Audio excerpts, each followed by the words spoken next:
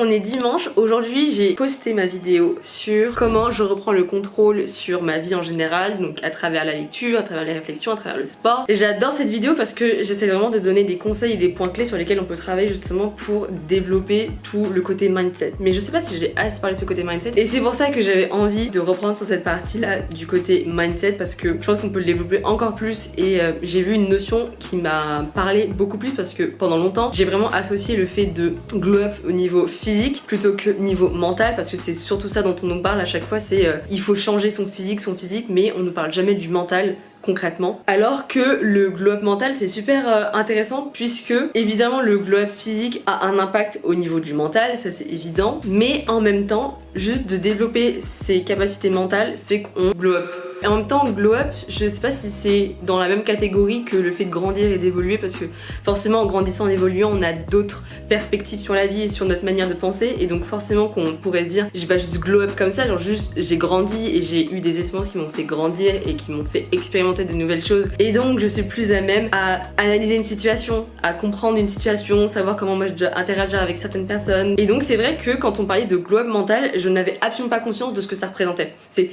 comment on sait lorsqu'on a atteint le glow up mental. Et en fait, je pense que je commence à avoir ma réponse petit à petit en accomplissant des petits objectifs chaque semaine, parce que moi je me fixe des petits objectifs chaque jour, des choses qui font partie de ma routine, que je mets en place pour... En vrai on pourrait très bien se demander mais pourquoi est-ce que je mets en place tous ces objectifs? De toute façon c'est une question qu'on se pose à chacun, mais moi si je me fixe des petits objectifs, c'est pour acquérir une sorte de discipline, puisque je pense que si on se met pas de petits objectifs à atteindre chaque jour, on s'efforce pas à avoir une discipline, puisque toutes les choses qu'on fait généralement dans notre journée, c'est dicté par une autre personne qui nous a demandé de le faire. Que ce soit des choses que dans notre famille, que ce soit dans le milieu du travail, dans le milieu scolaire. On fait des choses puisqu'on n'a pas le choix de les faire, puisqu'on a quelqu'un au-dessus de nous qui nous a demandé de les faire. Mais lorsqu'il s'agit de se fixer des propres objectifs envers soi-même, on a plus du mal, parce qu'il y a personne en fait qui nous demande et qui nous donne cette contrainte qu'on a toujours eu. On a toujours grandi avec le fait qu'on nous dit de faire des choses, qu'on mine de rien qu'on prenne moins d'initiative, puisque c'était beaucoup dicté parce que les autres voulaient qu'on fasse. Et donc depuis peu, j'ai pris conscience que me fixer mes propres objectifs m'apprenait à faire des choses pour moi-même, et en plus de ça, voir que ces choses-là que je peux faire envers moi-même, de prendre du temps, de consacrer du temps pour moi, pour mes activités, pour développer de nouvelles connaissances, pour me documenter, me renseigner sur certaines choses dont j'avais peut-être pas l'habitude de faire, d'aller dans des directions dont je pensais pas que j'étais potentiellement intéressée. Bref, tout ça constitue pour moi le glow up mental, puisque je mets en place des habitudes pour que ensuite elles s'ancrent en fait dans ma journée, dans ma semaine et dans les mois et les mois et les mois,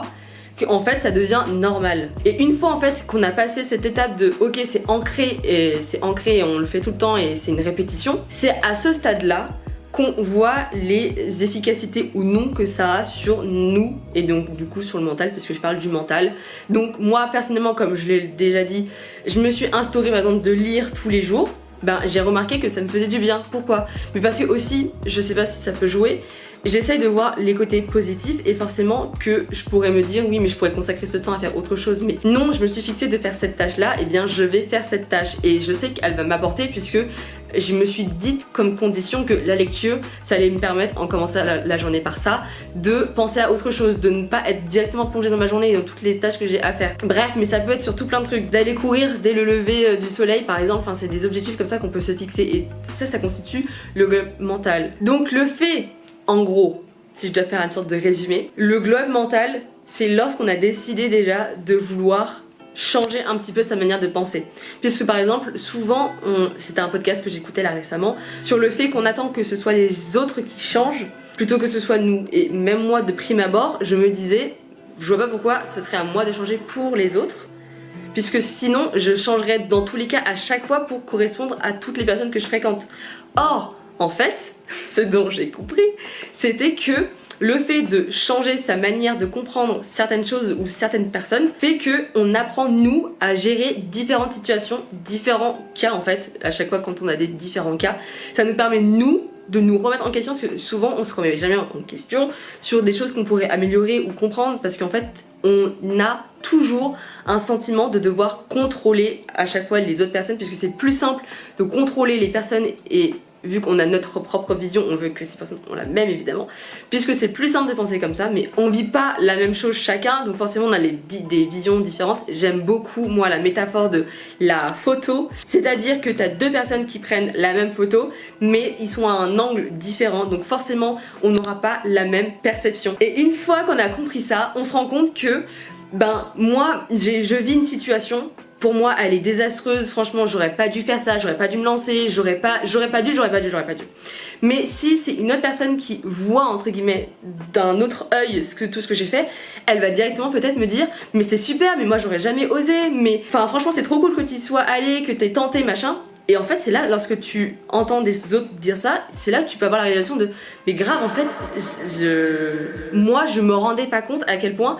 il y a beaucoup de gens qui ne l'auraient pas fait. Et ça c'est quelque chose que je prends beaucoup plus conscience, que mine de rien il y a peu de choses que d'autres personnes font et on a l'impression que c'est banal, mais en fait non. Parce que dans tous les cas, si on fait des choses par rapport à ce que les autres font, forcément bon là c'est un peu compliqué. Pour moi le glow up mental tout simplement c'est le fait d'être dans une situation, on veut grandir, évoluer. C'est pas on attend que la vie elle passe, on vit des expériences, on grandit, non, c'est que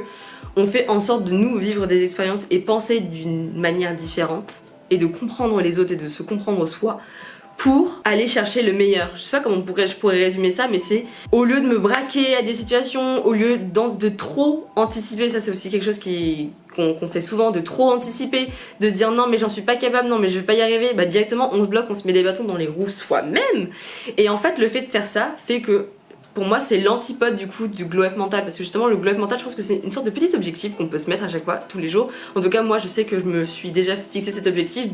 où je vivais une situation où j'étais en mode de prime abord, je vais pas réussir à faire ça. Là j'ai pris conscience que je me mettais des bâtons dans les roues et donc j'ai directement changé ma façon de voir les choses en me disant non, en fait le fait de faire ça c'est quelque chose que j'appréhendais, mais c'est aussi une opportunité pour moi de le faire, c'est une opportunité pour moi de développer des compétences que j'avais peut-être pas l'habitude de faire, c'est pour moi une opportunité de vivre l'expérience d'une autre manière et finalement ça va peut-être bien se passer. Et en fait voilà, lorsqu'on change sa manière de penser, je trouve que ça nous apaise en fait, plus généralement ça nous apaise, on se sent plus apaisé et en fait ça fait trop du bien et on a complètement besoin de ça. Donc c'est pour ça que je pense que c'est intéressant des fois de faire ce petit travail sur soi lorsqu'on a des un peu pensées limitantes envers soi-même, de faire ce travail là, de penser différemment. Et en ayant cette habitude, en fait c'est une sorte d'habitude, et je pense qu'au fil du temps, lorsqu'on va vivre des choses où c'est négatif en premier lieu, le fait de vouloir changer sa manière de penser, de voir les choses et de voir qu'en fait ça nous fait du bien à la fin, de voir que en fait j'ai eu trop raison de le faire et c'était trop bien, je pense que ça fait trop la différence. Parlons désormais de lecture et de journaling. J'adore faire un petit point lecture dans chaque vidéo puisque vraiment c'est quelque chose que je fais assez quotidiennement. Voici ce que j'ai retrouvé chez moi. Les 4 accords Toltec, je savais que je l'avais, mais c'est un livre que j'ai lu il y a des années et donc je m'en souviens absolument plus. Donc je pense que c'est intéressant en fait que je le relise et que j'en tire des enseignements de cette lecture, puisque je sais qu'elle a aidé pas mal de gens, de voir ce qu'elle peut m'apporter, peut-être complémenter en fait cette lecture. À savoir que moi j'estime que de lire ça le matin me fait du bien, puisque je commence toujours ma journée sur un bon pied et que j'apprends des choses dès le réveil, dès le matin, que en fait j'ai envie de continuer. Donc c'est une vraiment habitude que j'ai mis en place, que je souhaite perpétuer et continuer, puisque c'est quelque chose que j'apprécie réellement, que ce soit une ou deux pages, voire 15-20 minutes, on s'en fout. Concernant le journaling du coup, j'ai fait un short en plus où je parle de ça, puisque pour le coup le journaling c'est quelque chose que j'ai commencé à l'âge de 12 ans. C'est un truc de dingue en vrai de se dire que c'est quelque chose que je faisais sans vraiment m'en rendre compte. Je savais que ça me faisait du bien d'écrire en fait ce que je ressentais, les émotions positives ou négatives, ce que je ressentais. Toutes mes pensées étaient écrites, c'est très simple en fait. Tous les matins je prenais mon petit déjeuner et j'écrivais mes premières pensées de la journée, ce que j'allais affronter dans la journée, sur quoi est-ce que j'avais peur, sur quoi est-ce que j'avais trop hâte de vivre, etc. Bref, j'écrivais vraiment tout. J'ai vraiment plein de carnets et c'est quelque chose que je trouve de super précieux, de me dire que j'ai une grosse partie en fait de ma jeunesse qui est écrite. Et j'ai trouvé comme une sorte de remède à écrire les choses que je ressens, puisque je ne parle pas à quelqu'un, donc je ressens pas ce jugement de l'autre qui peut avoir envers moi, qui me connaissent ou pas. Et tout simplement en fait, au fin de compte, j'avais cet esprit libéré. J'avais ce sentiment de je me sens libérée. Mais malheureusement en fait c'est quelque chose que j'ai arrêté. Je ressentais peut-être un peu moins le besoin d'exprimer ce que je ressentais par écrit. Et c'est pour ça que je me suis dit que c'était peut-être intéressant pour moi de réécrire dans ces livres, de dire ce que je pense, en fait de voir une sorte d'évolution. Comme notre merveilleux livre nous le dit, la visualisation c'est quelque chose de super important et en fait je me suis rendu compte que c'est quelque chose que je pratiquais quand même assez régulièrement sans forcément m'en rendre compte. De visualiser en fait ce que j'ai envie d'avoir, de visualiser ce que j'ai envie d'obtenir, visualiser un objectif précis, que ce soit dans le sport, personnel, etc. Bref, sur plein d'objectifs, donc c'est super cool pour exprimer beaucoup de pensées positives, donc un peu changer la méthode que je faisais précédemment dans ma vie, c'est-à-dire vraiment mettre